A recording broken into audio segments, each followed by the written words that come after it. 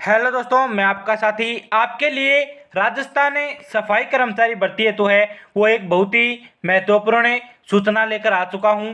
जो विद्यार्थी राजस्थान सफाई कर्मचारी भर्ती का फॉर्म अप्लाई कराना चाहते हैं वो विद्यार्थी इस वीडियो को पूरा वॉच करना, ताकि आपको फॉर्म अप्लाई कराते समय है वो किसी भी प्रकार की कोई दिक्कत ना हो। और साथ ही साथ आपके फॉर्म में वो बिल्कुल निःशुल्क किसी भी प्रकार का आपको है वो एक पैसा भी फॉर्म अप्लाई कराते समय वो नहीं देना होगा।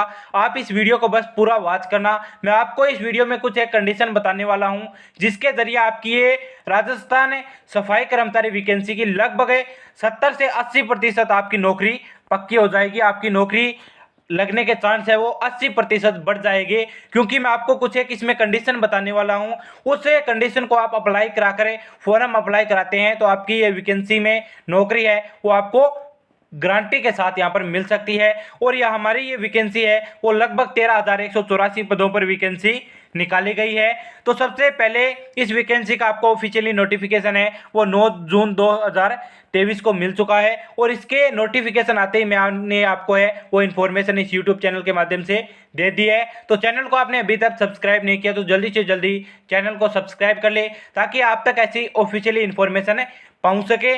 आगे हम बात करेंगे इस वैकेंसी में बहुत से विद्यार्थियों का है ये क्वेश्चन था कि सर आप बोल रहे हैं इस वैकेंसी में एक भी रुपए है वो आवेदन शुल्क का नहीं लगेगा, लेकिन हमसे तो 400 और 600 रुपये आवेदन शुल्क के लिए जा रहे हैं, जैसा कि विज्ञप्ति हमारे नोटिस में दिया हुआ है। लेकिन आपके नोटिस में एक स्पष्ट रूप से है, ये एक बात स्पष्ट रूप से यहाँ पर नोट लगाकर दी गई है कि एक बार पंजीयन शुल्क जमा कराने के पश्चात विभाग द्वारा अलग से कोई आवेदन शुल्क नहीं लिया जाएगा।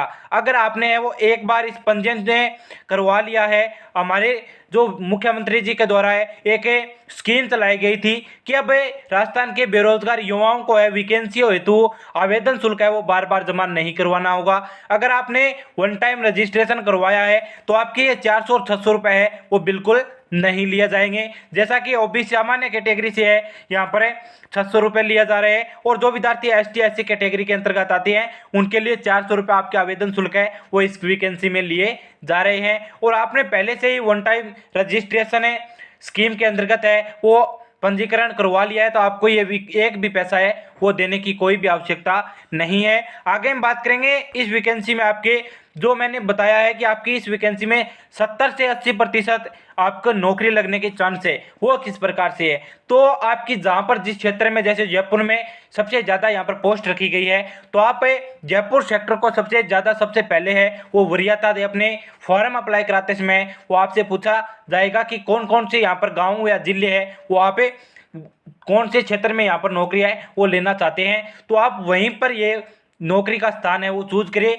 जहाँ पर इस वैकेंसी के सबसे ज़्यादा पद है वो रखे गए हैं। तो इससे कंडीशन को आप अप्लाई कराओगे तो आपको लगभग 70 से 80% ऐसे चांस है कि आपको ये वैकेंसी में नौकरी है वो मिल सकती है। बाकी मैंने आपको इस यूट्यूब चैनल के माध्यम से है वो सारी जानकारी प्रोवाइड करवा दी है, लेकिन फिर भी इसे आपको वीडियो के माध्यम से है वो बहुत से विद्यार्थियों के कमेंट आ रहे थे कि सर हमें आरक्षण किस प्रकार से मिलेगा। तो जो विद्यार्थी भूतपूर्व सैनिक हो, जिन विद्यार्थियों के गार्जियन है वो भूतपूर्व सैनिक है या फिर राजस्थान के किसी भी विभाग में किसी भी सेक्टर में गवर्नमेंट जॉब कर चुके हैं, उन्हें व्यक्तियों हेतु उन्हें अभिभावकों हेतु है वो इसमें न्यूनतम एज वो 60 वर्ष, क्या 60 वर्ष तक आप है इस वैकेंसी में आए। अधिकतम आयु अगर आपकी 60 वर्ष से कम है तो आप इस वैकेंसी में फॉर्म अप्लाई करा सकते हैं और एक गवर्नमेंट जॉब है वो वापिस से ले सकते हैं। इस वैकेंसी में जो विद्यार्थी भूतपूर्व सैनिक है उनके लिए भी आरक्षण की व्यवस्था है वो की गई है। आगे हम बात करेंगे जो विद्यार्थी खिलाड़ी है, जिन विद्यार्थियों के पास है सर्टिफिकेट से संबंधित कोई इसमें आपके पास सर्टिफिकेट है तो उन विद्यार्थियों को ये सर्टिफिकेट अपने फॉर्म अप्लाई कराते समय वो साथ में अप्लाई कराना है ताकि इसमें आपको आरक्षण मिल सके। आगे हम बात करेंगे इस वैकेंसी में कि आपकी मुख्य क्वालिफिकेशन क्या रखी गई है। तो सबसे पहले यहाँ पर आपको राजस्थान का मूल निवासी होना चाहिए और इसमें जो आपके 1 वर्ष का अनुभव प्रमाण पत्र मांगा गया है, इससे संबंधित भी बहुत से विद्यार्थियों के फॉर्म है वो रिजेक्ट किए गए हैं। तो आप ये इन्फॉर्मेशन भी आपके लिए बहुत ही ज़्यादा मोस्ट इंपॉर्टेंट है। 1 वर्ष का आप अनुभव प्रमाण पत्र है वो किसी भी गवर्नमेंट हमारे कर्मचारी चयन बोर्ड के द्वारा गवर्नमेंट जो संस्थाएं डिसाइड की गई है, वहीं से आपके 1 वर्ष का अनुभव प्रमाण पत्र बनवाएं। और बहुत से विद्यार्थी ये भी बोल रहे हैं कि सर कौन सी संस्थाओं से हमें वो 1 वर्ष का अनुभव प्रमाण पत्र बनवाएं। तो आप हमारे सफाई कर्मचारी से संबंधित किसी भी प्रकार की कोई लिमिटेड या फिर हमारी गवर्नमेंट संस्था है वहां से बनवा सकते हैं। जैसे कि अपने जो नज़दीकी नगर पालिका है उससे, नगर निगम से आप है वो आपके 1 वर्ष का अनुभव प्रमाण पत्र आसानी से बनवा सकते हैं। ये आप अगर आप नगर पालिका से ये 1 वर्ष का अनुभव प्रमाण पत्र बनवाते हैं तो आपके फॉर्म है वो रिजेक्ट होने के कोई भी किसी भी प्रकार का कोई चांस नहीं है। तो आप किसी भी प्राइवेट संस्था से है ये 1 वर्ष का अनुभव प्रमाण पत्र ना बनाए। अगर आप वहाँ से अनुभव प्रमाण पत्र बनाते हो तो आपको ये फॉर्म है वो हमारे विभाग के द्वारा रिजेक्ट कर दिया जाएगा। आगे हम बात करेंगे इसमें है वो आयु सीमा के बारे में कि किस प्रकार से आपके छूट है वो दी गई है।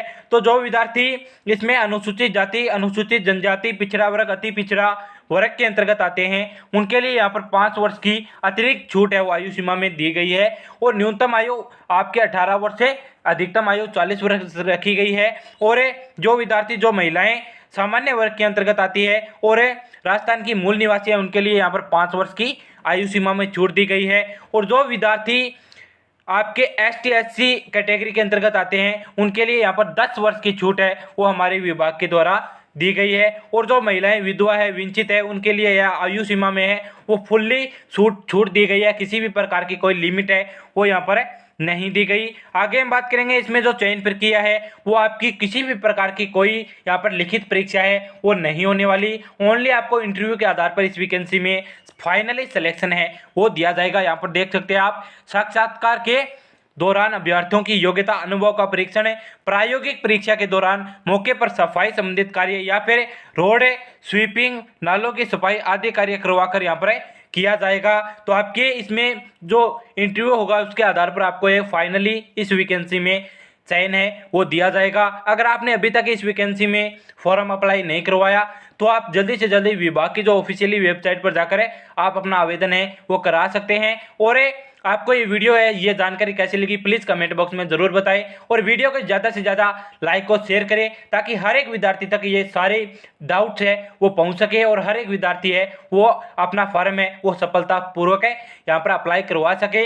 मिलते हैं ऐसे ही अगली इन्फॉर्मेशन के साथ, तब तक के लिए जय हिंद, जय भारत।